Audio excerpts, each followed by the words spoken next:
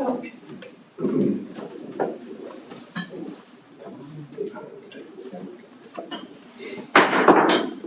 afternoon, ladies and gentlemen. Welcome to the first council meeting of 2026. It is 6:30, calling the council to order, and please do a quorum check. Mayor Pro Tem Fitzpatrick. Here. Councilmember Goolsby. Here. Councilmember Putt. Here. Councilmember Rubal. Here. Councilmember Shelby. Here. Councilmember Vaughan. Here. We have a quorum. Super. 1 second here. I shuffle around and shuffle around. I'll be doing the invocation tonight and leading us in the pledge. And brevity tonight, make it short, sweet, God of wisdom, justice. As public servants, please guide us with integrity, humility, and courage as we serve the common good of our citizens. Amen. I pledge Allegiance to the flag of the United States of America and to the republic for which it stands, one nation, under God, indivisible, with liberty and justice for all. Honor the Texas flag. I pledge allegiance to thee, Texas, one state, under God, one and indivisible. Thank you very much. Have a seat. And we'll proceed on in. First coming up is the citizens to be heard. At this time, you're welcome to come up and discuss anything that's not specifically on the agenda tonight that may not be there, and address the council. First up, we have 3 people. Mr. Jeff Golick. Hi. Please, come right up. Thank you. I'm not quite sure this fits, so if I don't, then just shut me up and send me back. But I just wanted to know if it's possible to get the contract that was used for the national modifications, the redoing National Boulevard over down closer to the base. And they've been at it for almost a year now, and it's pretty dusty and it's pretty messed up. But I'm just curious what it is my expectation should be, because you can't talk to the people that are working because they're just worker bees. So I didn't know whether or not that was public knowledge or what it was. I can assist you with that. Okay, very good. And then that's it. So y'all want to discuss after the meeting or at a later date? Yeah, later date. I mean, after the meeting, we can talk about it. Thank you. Next up, Michael Meyer. Yes, President. Evening, people. I want to talk about tonight concerning the United States Constitution and policy here at the City of Universal City. Okay, how it works here in America, the Constitution is first. Okay, policy is second. I was here twice last year for 2 frivolous traffic tickets, which I got. Trust me, that's all taken care of. The problem that I had was that I was filming people in their active duties, doing their work, stuff like that, in the outside, stuff like that. When the court clerk came up to me, well, she tried to get in my face and say, you can't record. Okay, you can record. You can't record in the courtroom. Okay, but you can record in all the publicly accessible areas, outside, inside. You can, anything that my eyes can see is covered under the First Amendment of the Constitution of the United States. One thing also is in the courtroom, on 2 separate occasions, I pleaded not guilty and asked for a trial by jury. When I did that, by the Constitution, you should get a court date. Okay, right after I say that, you should have a court date. Okay, I didn't get that. Like 7 of us said not guilty, trial by jury. Okay, and then we went to an annex room. Okay, until everybody else was heard. Well, that shouldn't be happening here in River City, because the Constitution says when I say not guilty, trial by jury, I should be getting a swift due process court date, forthwith and without further delay. Okay, putting everybody that's in that has pleaded not guilty, trial by jury into a room, all that does. It brings in speculation. It encourages people to change their mind, stuff like that. So that's the whole reason why, in short, that You know, I'm hoping you grasp where I'm coming from. The Constitution states that whenever I say, what I say is the due process. So if I say not guilty, I want a trial by jury, then the court clerk should be giving me a trial by jury, you know, right then, right there. Now, on 2 separate occasions, that didn't happen. So I'm hoping, does everyone see where I'm coming from in that? Okay. So, and regardless, just to review, photography is not a crime in University City. I can record anything and everything in terms of the public capacity, you know, what you're doing, stuff like that. Now, in the courtroom, you can't do that. I get all that. Now, thirdly, hats in the public areas. What happened? Oh, so what happened there was I was told to take off my hat inside the public areas of this building. Well, that also can't be happening. It can happen here, you know, when I'm in front of a judge or a jury or whatever. But at the same time, that was also brought to the attention of law enforcement. Also, this committee in Austin that's looking into all of this as we speak right now. So just keep in mind, people, that the Constitution supersedes any policy here in University City. Thank you for your comments, sir. Yeah, thank you. Next up is CJ Lenahan.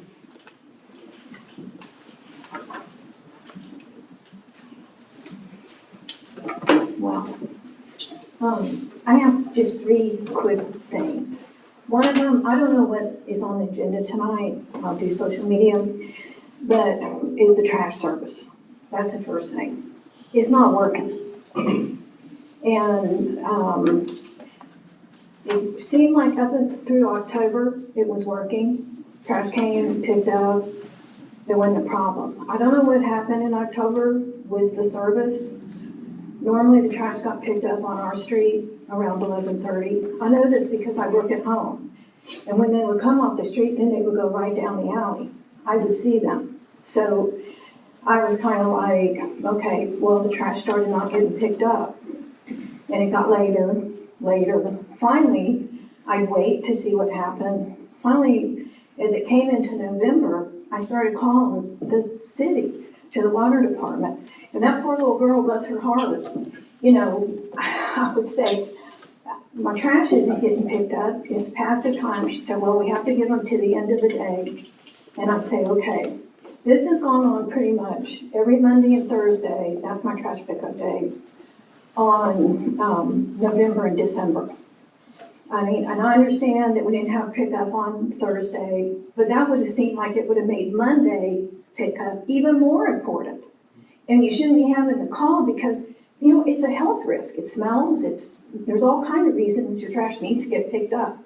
So I don't know what's going on. I called Monday because our trash didn't get picked up. Then I found out, they said, well, the trash, this was yesterday. She said, I can't do anything till you have to wait till close of business. And this was 4:45, okay. So this morning I called, the trash not picked up. She said, well, they called in and they said the trash broke down, the trash truck. And so they're gonna try to catch it today, which would have been today. And I said, okay, that's fine. I said, but are we gonna get first service since they've already missed us? That would just sort of logically seem to happen. I mean, they came finally today at 5:20, but I called her this morning to say they didn't pick up the trash. She explained about that. Then it got to be about 4:45. I called her again, and I said, you know, they haven't picked up the trash. Are they coming today?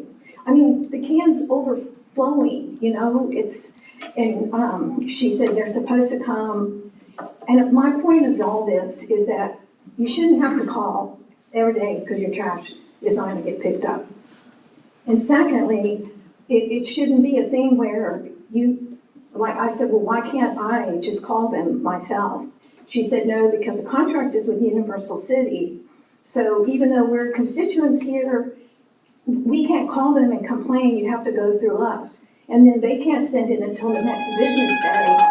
So that's kind of, you know, this isn't working.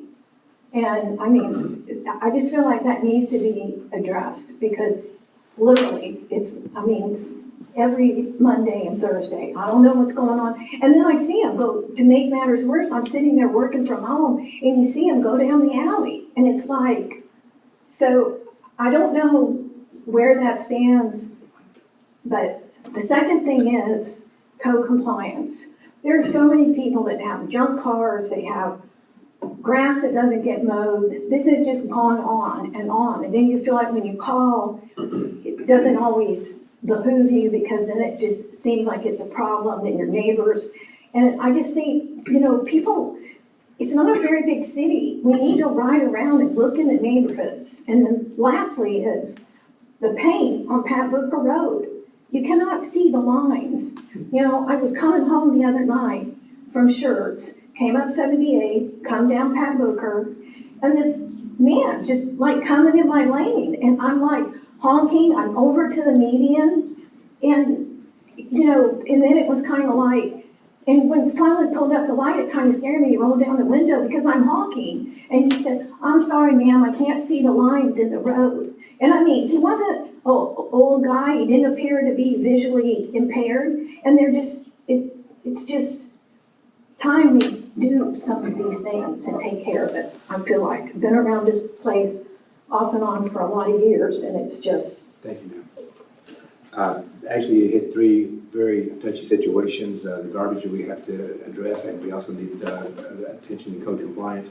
And TxDOT does need to come in and take care of some of our roads and restriping those things. So we do appreciate you bringing that to our attention. Thank you. Thank you very much. No one else has signed up, so we'll close that out and we'll move on to the staff reports. City manager. No city manager or staff report, sir. We'll wait till we get to announcements. Okay.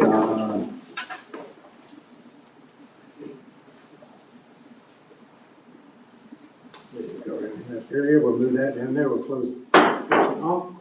Then city manager announcements.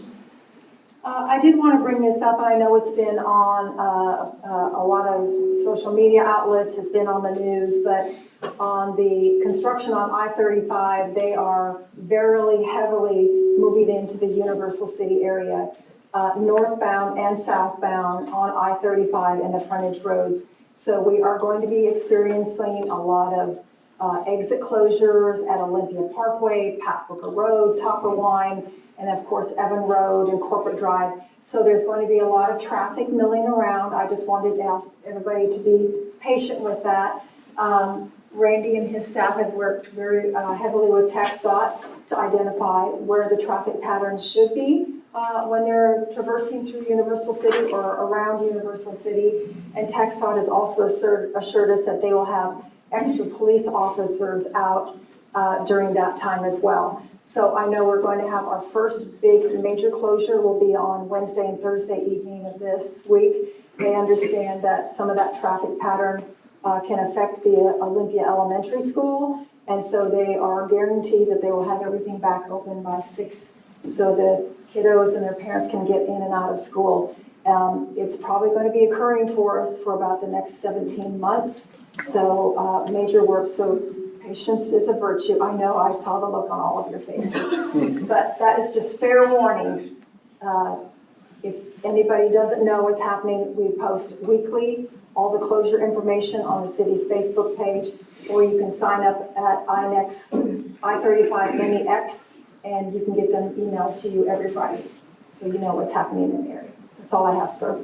Thank you. I will go into council comments, and I will start off tonight since I did the invocation. A couple of weeks ago, we did a vote for the Bexar County Appraisal District. There was 7 folks out there. The council decided to split the votes half and half. Just wanted to let you know the results. Actually, the three went to the 2 top contenders, and the contender was won by 18 votes, and it was Ms. Gonzalez. I think it was a lady you didn't mention. So that's the results of that. I'll pass that along. Also, over the last number of months, I've been doing a little bit of conversation with some of our leadership at Randolph Air Force Base, primarily in the MWR Morale, Welfare, and Recreational area.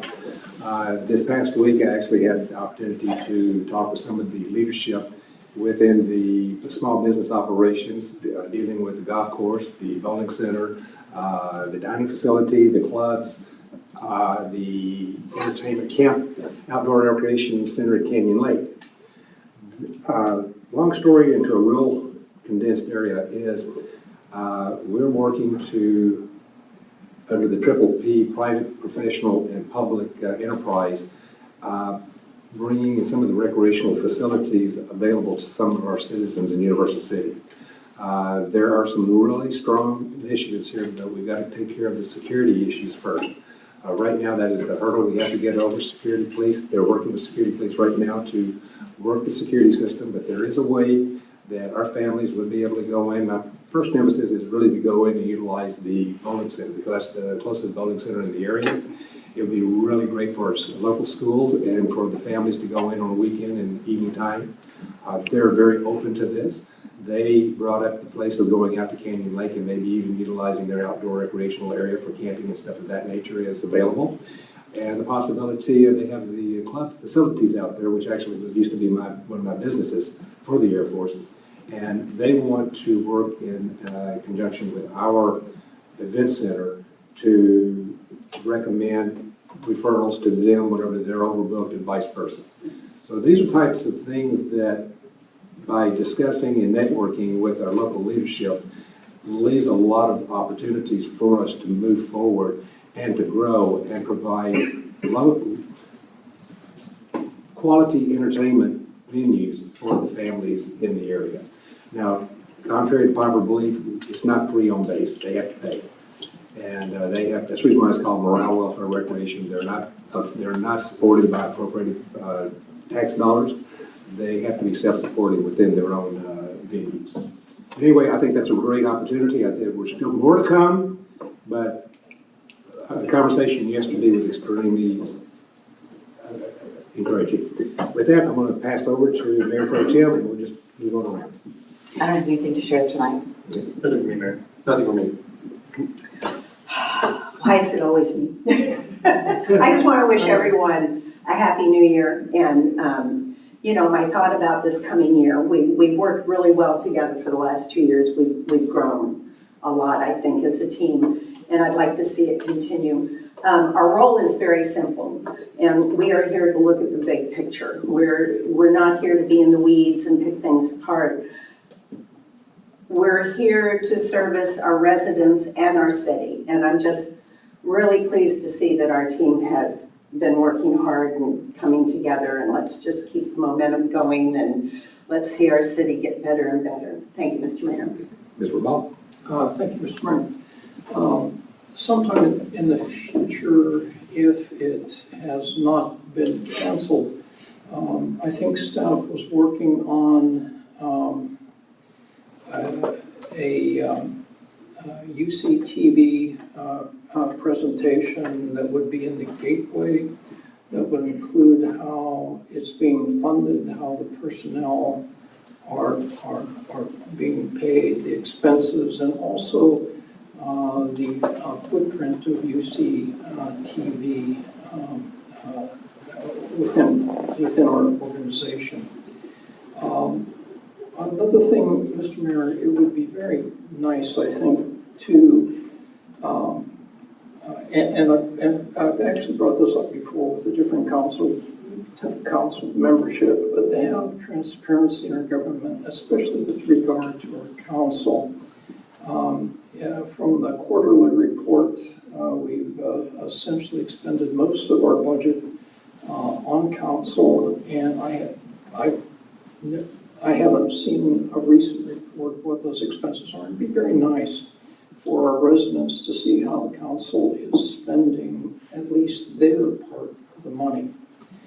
And finally, Mr. Mayor, swimming pools. Although mosquitoes are an intermittent problem since we've had such dry weather, whenever I review swimming pools using Google Maps or whatever, I find a significant number of swimming pools in Universal City are either dry or an off-green color.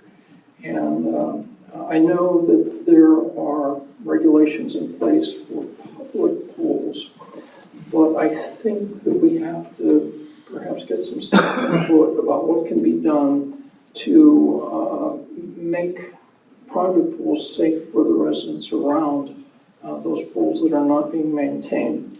And many are in our older neighborhoods, and I assume that perhaps the residents may be getting older and difficult to maintain things or whatever. But it is a health hazard, and I'd like to see if staff might, at some time in the future, provide some insight into what might be done in that area. Thank you, Mr. Mayor, and Happy New Year. Thank you very much. Ms. Colvin. Short and sweet, done. Well, with that being said, we'll move right on over to consent agenda. All items under the consent agenda will be voted unless something is pulled up. Now, there was one tab, there was an amendment to the minutes, and you have the list there, so any approval would be with those amendments, with that amendment. Will you please pull item D, Mayor, for a second to vote? Item D? Okay, item D is reserved for the vote, and so we'll be voting for motion for A through C. Is that your motion? Motion to approve. Second. Any discussion? Call for the vote. Councilmember Goolsby. Aye. Councilmember Shelby. Aye. Mayor Pro Tem Fitzpatrick. Aye. Councilmember Putt. Aye. Councilmember Rubal. Aye. Councilmember Vaughan. Aye. Motion carried. Okay, approved. Item D is resolution number 966-2025-10, authorizing the EDC for a storefront improvement project, and 1201 Pat Clipper Road. Discussion, Mr. Putt? Just vote, Mayor. Thank you. Move to approve. Second. Okay, any discussion? Call for the vote. Councilmember Goolsby. Aye. Councilmember Shelby. Aye. Mayor Pro Tem Fitzpatrick. Aye. Councilmember Putt. Aye. Councilmember Rubal. Nay. Councilmember Vaughan. Motion carried. Okay, item 8, action items. First up is the Flintstone Lane CDBG application 1. Sir, has to be approved by city council in order for us to get reimbursed. Move to approve. Second. Discussion? Call for the vote. Councilmember Vaughan. Aye. Councilmember Goolsby. Great job, Woo. Aye. Mayor Pro Tem Fitzpatrick. Aye. Councilmember Putt. Aye. Councilmember Rubal. Aye. Councilmember Shelby. Aye. Motion carried. Item B, resolution 978-2026, ILA with Live Oak for a trunked radio system. Renewing that ILA to make sure we have a radio system. Move for approval. Second. Any discussion? Mr. Rubal. Thank you, Mr. Mayor. I wonder if staff could provide input into how the LRC became involved in municipal emergency service communication. When I In look the at LCRA, the Lower Colorado River Authority LRCRA, Okay, Lower yes, Colorado River Authority. is now a municipal supplier of emergency radio services, even though we're not within their catchment area. Correct. They and other people do that, but that's the one that was selected some time ago. Oh, okay, so I see, so now I understand. So there are multiple potential, they're Live Oak essentially initiated, and we were part of that at a fairly reasonable rate. Can you tell me what that service actually does? The LCRA on the repeater towers. The police department's better to answer this, but basically, it's not only Universal City, but it's a group of cities around us that partner with LCRA. So they maintain the towers in each city, and plus provide the maintenance of the radios that we have currently. So all my public works radios get worked through LCRA. When I read It's just their, a division of LCRA. That's not their main business, Correct. obviously. They are a water authority first and foremost, but like others, they have spread out the work that they do. when I try to read their website, they talk about 24/7 service and all that sort of thing, and that's just part of it. Yeah, if something goes down, we go through them to come and maintain the maintenance of the radios or fix the tower or whatever it is. And that's police, your radios, Yes. and fire. Yes. Okay, thank you. Sweet. Oh, please, yes. Sorry, as a ham radio operator, I love to talk about radios. It's a trunking radio system that is throughout the lower Colorado River Authority area. So it is utilized not only by Universal City Live Oak, Shirts, if I remember correctly. They go all the way out to Atlanta. Right, and so it also allows Johnson for City. mutual aid communication to all be on the same radio system, so they can actually talk to each other, as opposed to the way we used to do it in the old days, where we all had different frequencies. In fact, the area in this area is all dispatched under a similar dispatch system, so that we can respond quickly to mutual aid fires in the area, and then also the PD as well. KC5CPY. And in KF5FGL. the humorous comment you made earlier, Mr. Jeff, about that, now you understand some of that information going in, don't you? And call for the vote. Councilmember Shelby, Aye. Mayor Pro Tem Fitzpatrick, Aye. Councilmember Goolsby, Aye. Councilmember Putt, Aye. Councilmember Rubal, Aye. Councilmember Vaughan. Abstain. Motion carried. Item Delta, I'm sorry, Charlie, item C, Resolution 909G1 2026, the golf course budget amendment. Yeah, as you can see, we are only buying 30 carts this year. Our intention, remember, when we went through the comprehensive assessment, they said we need to start rolling carts so that we get to the point where we purchase all carts at one time. So we're going to do this small increment, 30. Once we crunch the numbers on that with our trade-in value and what we had budgeted for it, we realized there was only $85,000 short, so we're requesting a budget amendment. So we just pay cash for the carts rather than going out and getting a loan. Move to approve. Second. Discussion? Yes, Mr. Mayor. Thank you. When one says crunch the numbers, okay, how are the golf cart expenses incorporated into the number crunch for golf course operation? Are they part of the operational cost, or are they separate? Capital items. So the golf carts have been budgeted under the capital items list, so at the end of the fiscal year, they'll be capitalized because they are capital assets. So they're in the budget currently for $101,000 I approximately. think he's asking which section of the Oh, budget. Is it's, it on course and grounds? Is it? it's under the capital items. Capital items.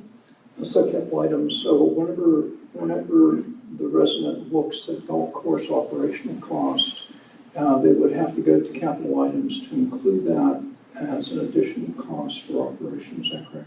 Well, they would see it on the summary page. So it's all incorporated into the summary page, but if you wanted the detailed section, it's the capital item section. And the last question is, why is it necessary to get a loan for the golf carts? We aren't being alone. We're not, so it's all. We're recommending that we do not get a loan. Okay, that was unclear. In the past, there have been loans of 4 to 5.5% for up to $664,000. Yes, sir, but that's why we're coming to you to let you know that there's no reason for us to get a loan. We budgeted the $101,000, and then we figured with that and then the trading allowance, it only worked out to be about $90,000. So we're requesting to increase the fund balance, the use of fund balance, so we can use revenue that they have in their fund balance. And in the past, we got large sums Yes. where we were purchasing between $300,000 and $400,000 worth of carts. This time we're not. We're only getting a very small amount of carts, so we can get on our system where all the carts will be bought at the same time. And I guess that brings up one final question. I promise it's a final question. And that is, with golf cart purchases, whether they're capital or non-capital, involved in cost, how much of the cost per round of golf goes toward the purchase of replacement of golf carts? So in 2020, well, let me just leave it at that question. So essentially, is there any amount of money that the golfer pays that actually goes to future golf cart expenses. It doesn't go toward future golf carts, but it does cover the cost of the cart while they're using it. So they're in the fee, let's say the fee is $50. I think it's 51 right now, average. Part of that $51 includes the fee for the use of the cart. It's not separate, it's all wrapped together. So at the end of the fiscal year, any revenue over expenditures would be rolled into the fund balance, is the best way to describe it. So then in the next fiscal year, we would hope that there would be enough remaining fund balance to pay for future purchases and not have to finance the golf carts. But if you're asking But a if there's... specific amount is not set aside. Right.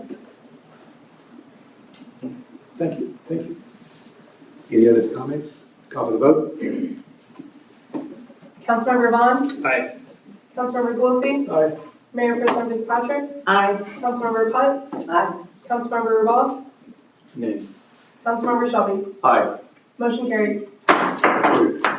Award construction contract for Olympia Hills Golf Course renovations. Thank you. As you know, we had Nathan Grace here a while back, and he gave you an update on the RFP process for the renovations out at Olympia Hills. Those renovations would include sand bunkers, installation of new golf irrigation sprinkler heads, controllers, leveling of all sodding at the tees, selective pruning and thinning of trees and underbrush, and replacement of some concrete cart paths. So we sent that out to bid. We had 9 firms come to the pre-construction bid. Several of them told us this project is too small for their company, so they passed. So we ended up getting 4 contractors who submitted bids. I think you have a copy of that. And so the lowest responsible bidder is Blvd Sports Construction in the amount of $2,371,548.74.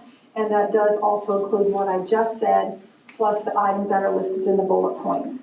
So staff is recommending that we award the contract and allow me to sign it to Blvd Sports Construction in that amount. And then on the second page, Ms. Green and I went through and itemized for you where all the funding sources would come from.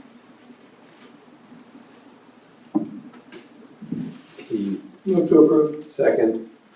Any discussion of Mr. Shelby?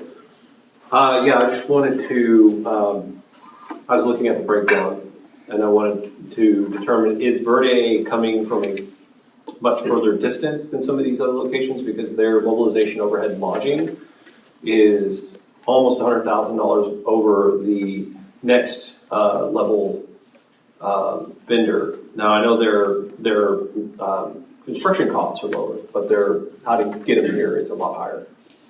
I don't know. I don't know where every company is located without going back and looking at their individual bid that said their price. But I do know for a couple of these others that were here, they only had 1 person in the area.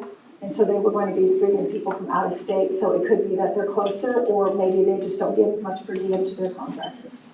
But their bid price is their bid price, and that's what they'll have to live up to.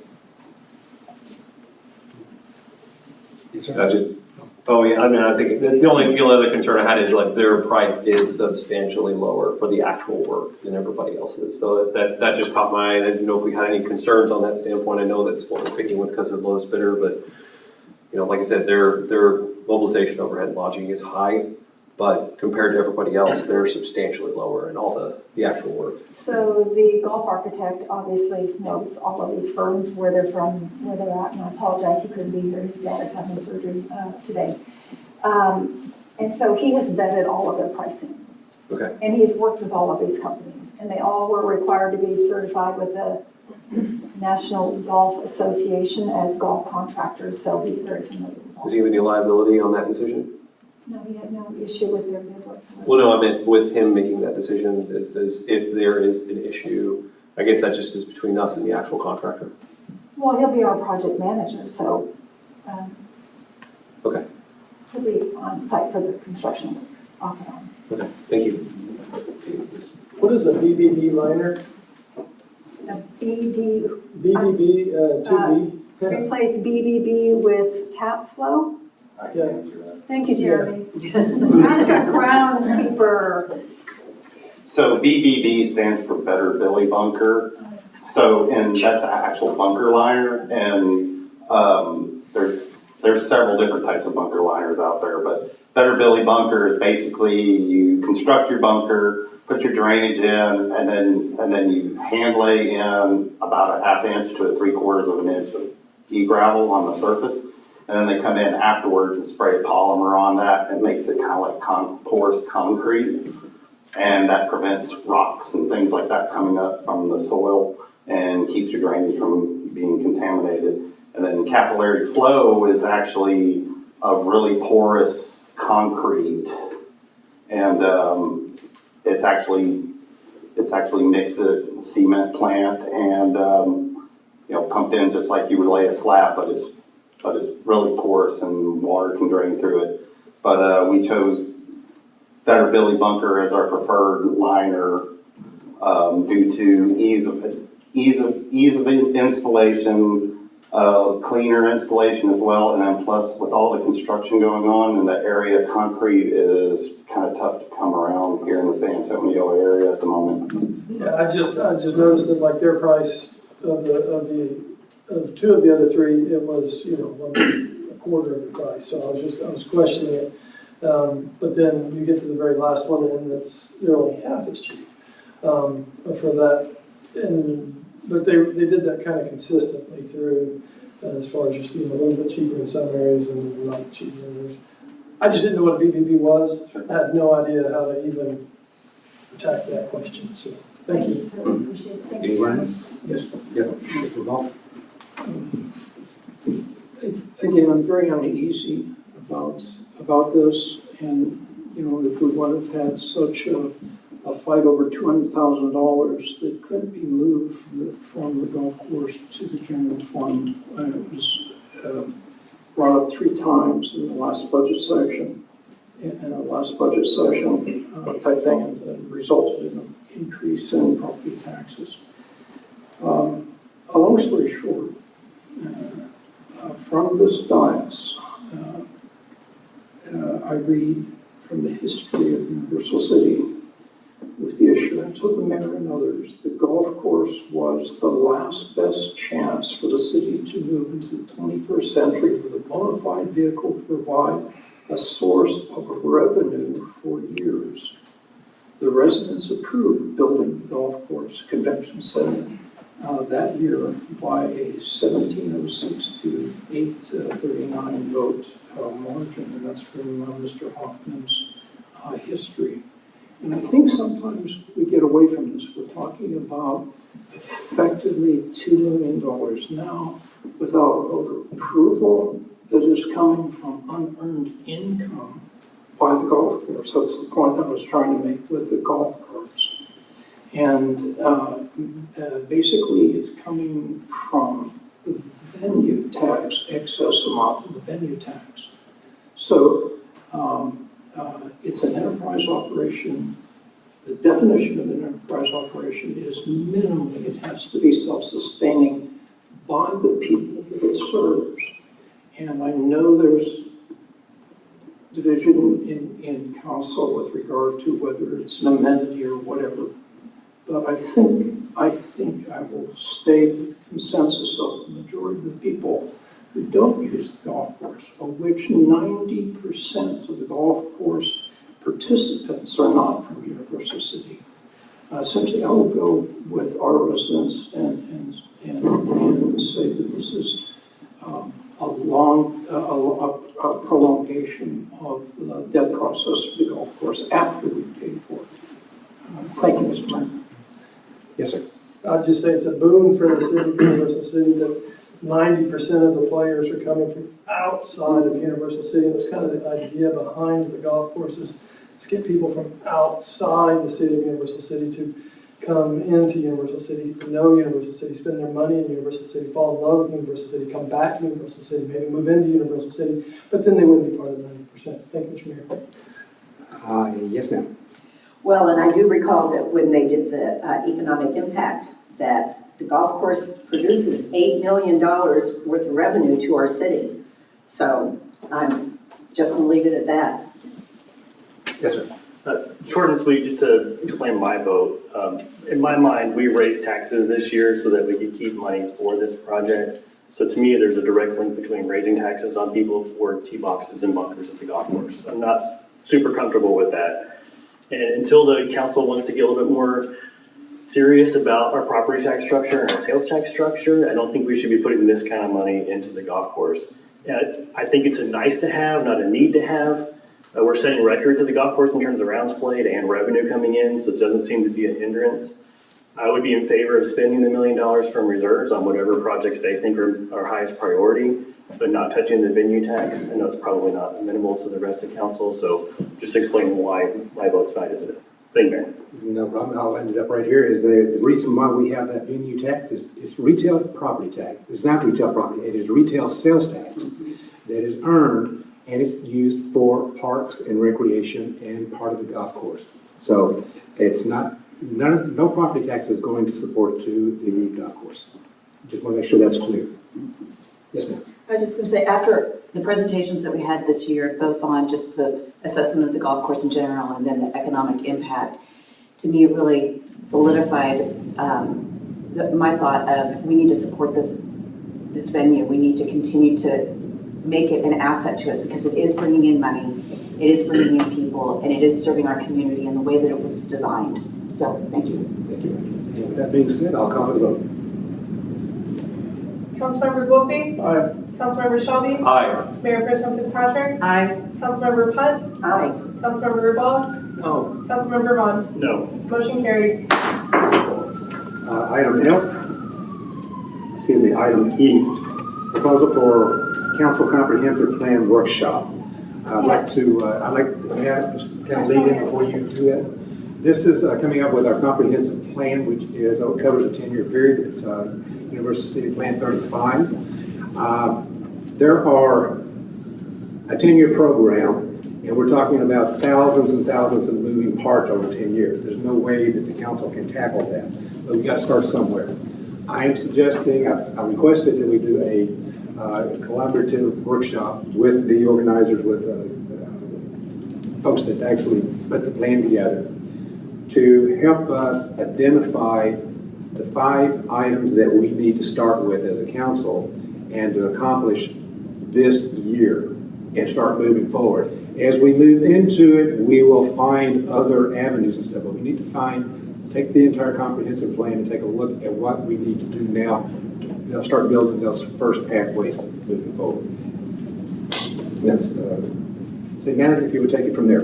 Yes, thank you, sir. Very well stated. So the crux of the proposal is on page 9 of 9. So the consultant has given us, the things that we absolutely should do, and then they've made some recommendations so that council can provide some input on what they call their decision exhibits. So on page 9 of 9, excuse me, is it 9 of 9? I apologize. Starting on page 3 of 9, there are options A, B, C, and D, and the council is being requested to, if you're going to move forward with this proposal, to select 2 of those options that can be worked into the workshop with the consultant. So with that, we're looking for a vote to pass the proposal and to set, to identify. And to determine your options, your 2 elective, what did you call them? So those are also on page 8 and 9. Yeah, it's also on page 8 of 9, and it's condensed if you want to go there.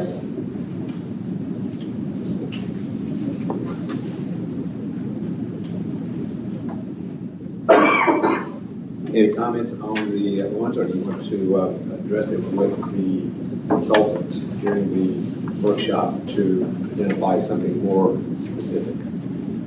Right, so they're recommending option A is the value per acre, and this is a map-based visualization of the city's property tax yield per acre, contrasting low-density residential against mixed-use commercial and industrial. And then it has the options why you might choose that one. One is a transportation gap hunter. That is a high-contrast network analysis highlighting critical gaps in the street, sidewalk, and bicycle system. It overlays these gaps against high-traffic destinations like schools, commercial nodes, and employment areas to identify specific breakpoints in our transportation grid. The option C is the corridor friction, which is a redevelopment tool, a parcel level analysis of Pat Booker Road, coding lots by residential readiness. Is it vacant, underutilized, or stable? And then the last one, option D, is they call it the missing middle, and that is an opportunity housing, which is a heat map identifying appropriate transition zones where townhomes or cottages can fit without disrupting established neighborhoods. With that being said, if I may make the suggestion that of the five selection, I think transportation should be one of the issues there, because no matter which way we go, we do need transportation plan for the next number of years. And this would be a prime time to actually start that, and other investors coming into our city may see that we're actually investing in our businesses and they'd be more apt to invest in the city. Just a suggestion is one of the two options. Any other comments? I'd recommend option C. Is that a motion? I think Well, we're option C- making, I think option C would be very beneficial for the Economic Development Corporation. move to approve for option A and option C. I think he said option B. Oh, did he say B? I'm sorry. He said Sorry, B B as and C. B and C, okay. Do we have a second? Mr. Mayor. Do we have a second first? I've got a Just got a second. A second, okay. All right, now we discuss. Yes, where did the statement of work originate? Where did the statement of work originate? For what? The statement of work before council with these options? We will determine that at the workshop. No. There's a document here, sir, that has a number of options. It's listed as a statement of work. And I'm Okay, asking this document is the statement of work, and it was the one that was built by H.R. Green in order to get council, to guide council, to narrow down all the items within the comprehensive plan, what you would like to do first. Thank you. Yes, sir. So basically, we have not, as a council, even defined our priorities so that an outside agency is giving us a statement of work. I ask that we get together as a council in a formal workshop, but as a council to discuss our city's priorities before we look at these options that are provided by an outside agency. It's not a statement of work by Universal City for Universal City. It's a statement of options that we should have perhaps got with the comprehensive plan. For example, May I interject with a question? let me just finish this, Mr. Mayor, and then you got it. Thank you. For example, the middling of the housing market. We have a splendidly diverse housing market, okay, within Universal City, with a plethora of lower income to medium to high income housing. But yet that wasn't identified in the comprehensive report, nor was tenancy identified in the comprehensive report, nor was essentially the fact that when the EDC presents a development plan, they have never presented the economic impact of that development plan for our city, just that, well, it's part of the aviation district, but not looking at each of the items. So my point is, we're being driven by outsiders, and like we're just sheep. And I'm being very serious. We go to them to brand Universal City. And I've asked for the data that supported the comprehensive plan and have yet to get those data. Well, yes, you did, and I'm gonna interfere here. the comprehensive plan for edification of all the attendees is actually designed by the input of the citizens, and we've been working on this for the past year.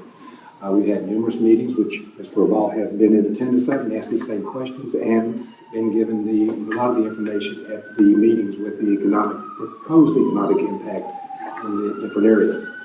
So this is an opportunity, as I opened this session with, where the council gets together, identifies the two major areas to lead us into the next 10 years. We need to start somewhere. And that is kind of where we go. We're not going to be able to give you every piece of information for what's going to happen in year 12 of this program, or the year 8 of this program, I should say, since it's a 10-year program. So let's table that portion of it right now and discuss the actual benefit of attending the council meeting or the workshop and working out a plan so that those questions can be addressed as we move forward. Thank you, Mr. Mayor. A slight point of order, and that is, this council member was not provided the raw data that went into the comprehensive plan. I think you will find that a request was made and it hasn't been delivered at this point in time. Noted. 35 people responding on the bulletin board here where Councilman Goolsby voted twice. No.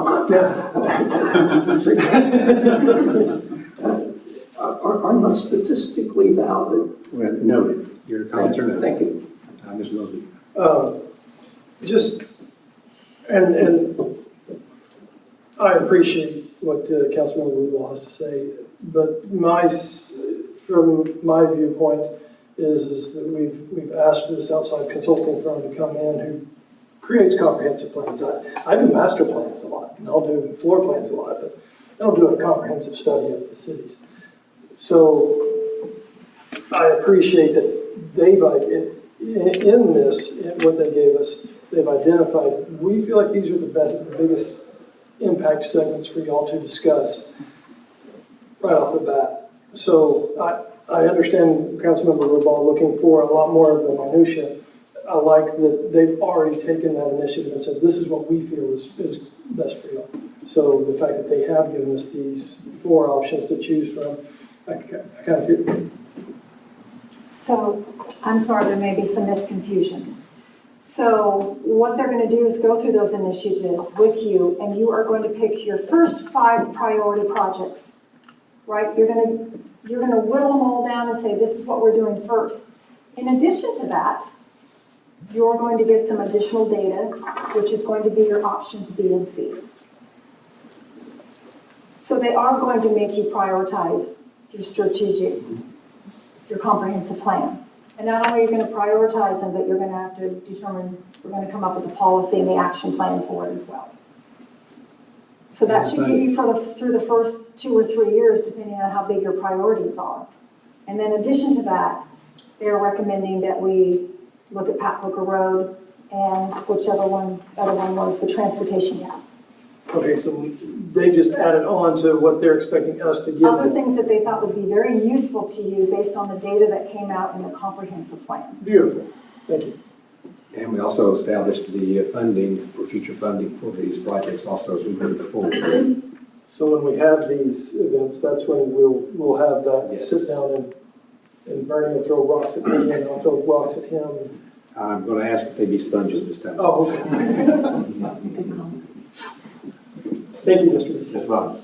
I just think, I'm so confused about why we think we need a consultant for this. I feel like staff could come up with a list of initiatives and then we could have a vote on prioritizing those. So I don't see why we need to involve them. I look at their proposal and it's like a lot of words for something that could be very simple. We're going to help you pick the most important things.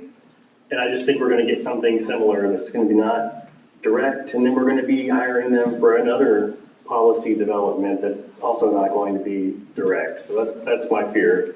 That's all there. Well, thank you.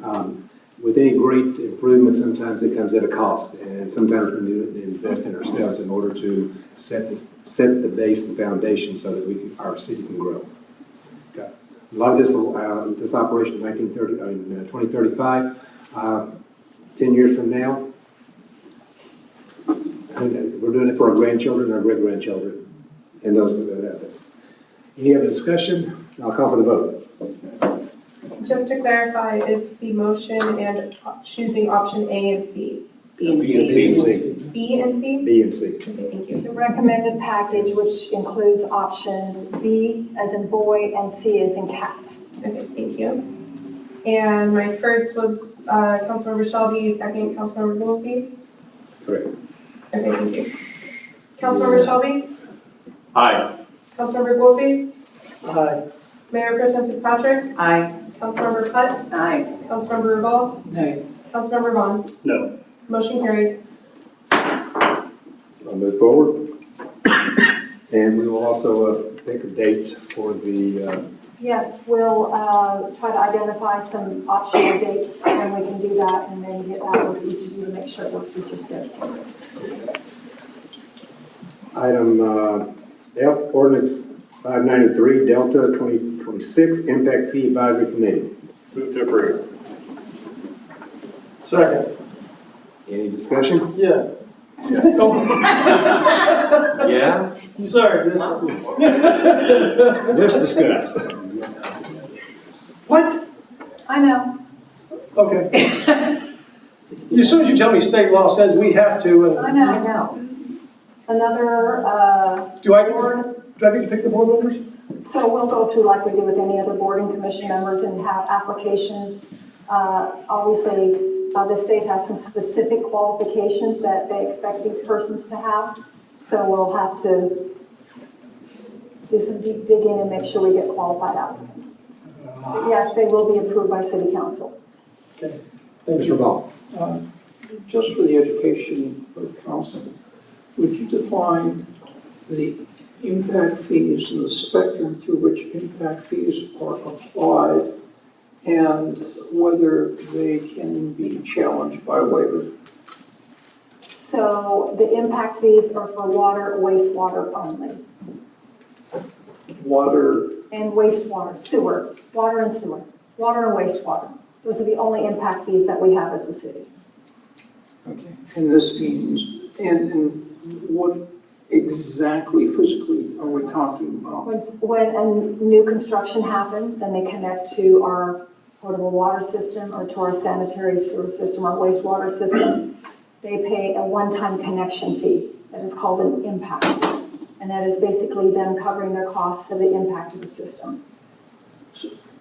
Covering the cost of the impact on the system? Yes, sir. That's a one-time fee. One-time It fee. doesn't protect us from water utilization by the entity. It's a one-time fee. It's a one-time And that fee. fee would go to Public Works or It's in water. a special revenue fund, and then the impact fees that we receive can be used for when we do added capacity projects. So if we upsize an 8-inch line to a 12-inch line, we use the impact fees for that.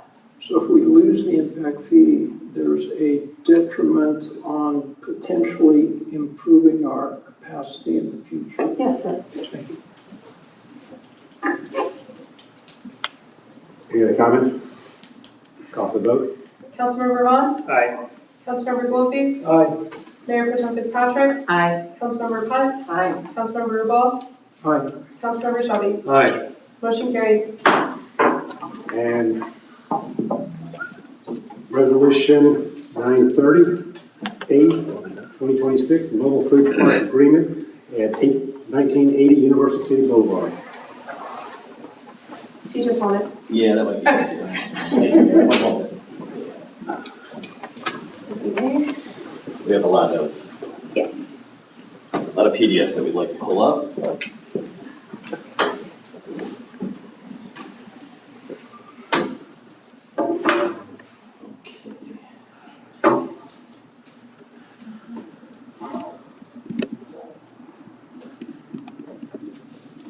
Just bear with me a moment. I'm gonna blow up a couple of exhibits. So as I do that, just a recap, this came before you in some capacity a couple of months ago via an EDC resolution that City Council ratified. So what we're talking about here is a proposed food truck park located at 1980.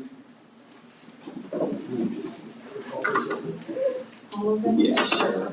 So, we're talking about a proposed food truck park, mobile food truck park at 1980 Universal City Boulevard, which is located right behind the Mod Wash, right down the street, in between the Mod Wash and the apartment complex that is better known as Ironwood. It is now called The Peaks. Everybody keeps talking this one. Yeah, if you could, just in case. So, as part of the previous discussion, in order to make this a viable site for the proposed food truck park, there are some necessary or needed public improvements. And so the EDC has agreed to fund those public improvements. Those public improvements include widening the sidewalk, expanding the sidewalk to make a connection from the apartments to the intersection at Pat Booker and UC Boulevard, provide curb and gutter, and then they're going to close off in the strip center the curb cut or the drive aisle that is closest to the intersection. Because if that were to come in today, it would not be approved. It's too close, it's dangerous. There's also the bend that we have to consider. So with increased traffic at this location from both vehicles and pedestrians, we want to ensure that it's as safe as possible. So the EDC did approve and City Council ratified those public improvements. So to concentrate specifically on what's before you tonight, this is the contract or the agreement between the city and the food park provider. And so this is similar. It's structured the same way as the existing food truck that is located down in the aviation district. Same agreement, we just kind of swap names. We're going to add the exhibits particular to this site and this development. And so I'll just go through what the food truck park will look like as of now. And so, actually, look, we're going to look at the public improvements first. If I can find it. There we go. So this is what came before you before, and we'll blow it up a little. I'll just do a quick recap for those folks in the audience. So this right here where the cursor is, this is Pat Booker Road. Over here is Universal City Boulevard. This is the Mod Wash Strip Center. And so this is the apartment complex over here. And we're talking about this vacant parcel in between those two. The public improvements will include widening of this sidewalk, actually extending the connection from here all the way to the intersection and making it a 6-foot wide sidewalk, which is more beneficial than the existing 4-foot throughout town. And we're going to close off this drive aisle right here and then make a 25-foot, there's an existing drive aisle or curb cut at this location, but we're going to widen that to 25 feet. And then there will be a separate drive aisle or curb cut for the food truck itself. And those are the public improvements that will be involved, as well as installation of a fire hydrant. So now we're going to go to the actual site plan for the food truck park. And so again, this is Universal City Boulevard. Down here will be the apartments. Up here is the strip center. And so this is the drive aisle that will provide access to the food truck park. Directionally, it'll be one way, so you'll swing to the right, curve around, and you have access back out. So it's basically a loop, and then you'll have 18 parking spaces. This does meet the code requirements for food truck parks per our zoning code. And so you'll have 6 food trucks that are closer to the strip center, and there will be the customer or seating area located in the middle. They will provide a restroom over here, and over here will be a dumpster, bike racks. There will be some planters, and there will be some buffers to protect the patrons as well. A wooden fence will be installed around the entire site, and they're going to keep as many trees as they can. And so, at a suggestion of one of the council members, the previous plan actually had the food trucks on this side, but there was a concern about the generators making noise and potentially impacting the residents who live in the apartment complex. So we did reach out to the applicants, and their architect did a pretty good job of flipping it, essentially, and accommodating all the requirements that we require for our code. So just to be specific, 6 pads for food trucks, 18 parking spaces, and this includes 2 handicap accessible spaces, an outdoor eating area in the center with 10 tables, 3 bicycle racks, a trash enclosure, outdoor restrooms, and a monument sign that will be located approximately in this location. We'll get more specific once we have the final plans, final engineering plans completed. The applicants are here. If you have any questions, back to you. What's the difference between this and what we approved previously? Like, what are we approving now that's different? Sure, so this is the actual agreement between the city and the food truck provider. So the previous approval that you provided was just ratification of the public improvements that the EDC will cover. Okay. So it's separated from public and private. So previously it was public expenditure to make the improvements to access the site. This is the private agreement. And that was primarily to put in a fire hydrant and to do the curb and put in a sidewalk there, because there's no sidewalk there. So it was things that made sense for that property. It's kind of been lacking. I remember that. So this is basically just reauthorizing the same thing? No. So That was thinking that the food truck park would come in, but now we're saying we're going to sign an agreement saying they can't come in. correct. For the same thing we approved, but now this is the official. Not exactly. So Okay.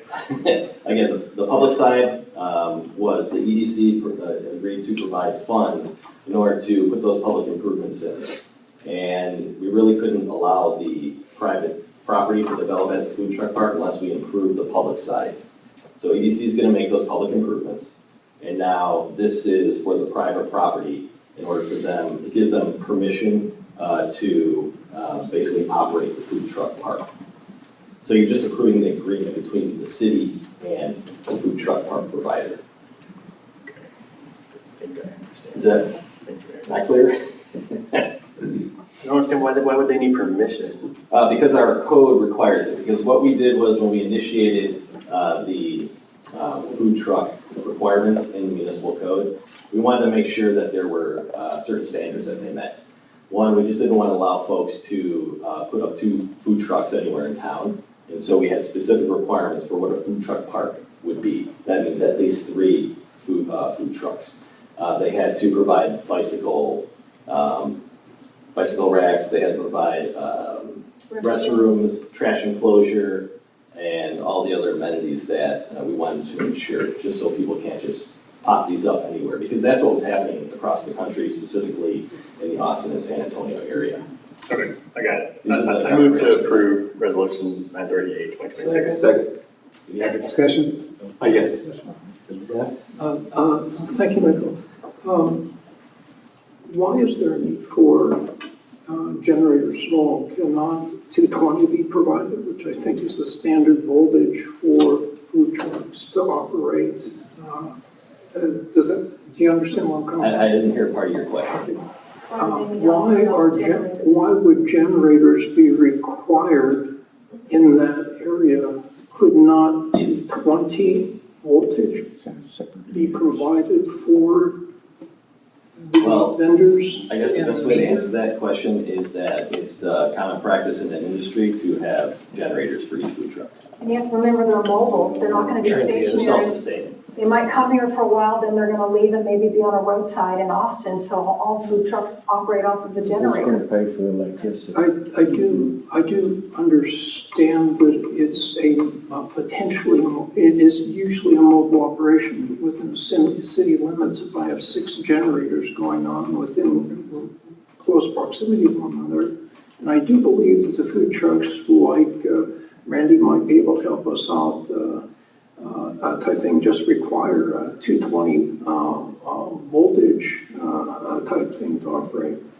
And so that is the technical question. And then finally, I go to the document that we've just talked about, this comprehensive report, and I'm asking if an analysis of rough order of magnitude, estimate of potential property tax collection, comprehensive land use fiscal analysis was done for this project as per the comprehensive plan. Yeah, sure. So you asked this question when you ratified the EDC, approval for the public improvements, and I'll provide the same answer. It was not completed. We didn't do an economic or fiscal analysis for this project specifically. And so I guess I would, from a larger perspective, Mr. Rubal, I'd just like to address that question because, you rightfully asked that question about every project. We have to, if we try to do an economic or a fiscal impact study for every project that came through town, it would be quite expensive. And there is, it may be necessary in certain cases for much larger developments, as we have done for those large PUDs or mixed-use developments. But for small sites, we don't feel that it's necessary. The question is the value added to the tax base. It's an element within the comprehensive plan that should be done. Thank you, Mr. Mayor. Mr. Shelby. Thank you, Mr. Mayor. Because I draw with crayons instead of pencils like Mr. Goolsby, can you explain to me the hashed section on that drawing? Sure, that is for pedestrian. So those to the right, those two, is that going to be a pedestrian walkway? Essentially, yes. Okay, cool, thank you. And also, I am going to question because I'm the one that brought up the concern about having the generators on the apartment side, and so I very much appreciate that the time was put in to redesign this, to swap it to the other side. I'm sure there was a cost involved in that. This is the design. We're not going to expect any kind of change. This is how it will look when it goes in. Yes, it is my understanding, and the applicants can verify that. This is the latest and greatest as of this morning, and so we don't expect any significant changes from this site plan. Is there any kind of guideline? Will there be a final design that's signed off by the city? Okay, Yes, so if there's any kind of significant change, it would return back to us, or? If there's a significant change, yes, we would definitely bring it back to you. Okay, I'm not expecting it. I'm just thinking aloud. This is great. I like that we're developing a piece of property that's basically an empty lot right now.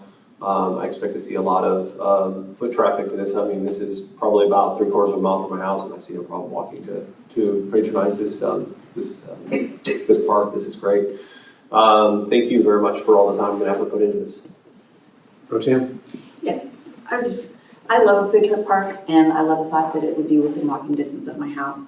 I have to say, my real concern is the traffic that already is problematic on Universal City Boulevard. I already have a hard time when I'm trying to turn out and go left out of my neighborhood towards City Hall because it backs up and they block that access. And then, so I do see it as being potentially problematic there and dangerous for people walking across the street. So I struggle with that aspect of it. Mr. Goldman? Thank you. If they decide to put up some sort of sunshades or anything like that, it doesn't need to come back to us. No, and I think they can probably answer that question. You guys plan on having? Would you plan on having covers Over the area, eating areas. Yeah. That would be nice. Yeah. Call for the vote? Councilmember Vaughan? Aye. Councilmember Goolsby? Aye. Mayor Pro Tem Fitzpatrick? No. Councilmember Putt? Aye. Councilmember Rubal? No. Councilmember Shelby? Aye. Motion carried. And with that being said, it is 7:44 p.m., meeting adjourned. I'm sure, I totally get it. I know where you're at. I see where you're at.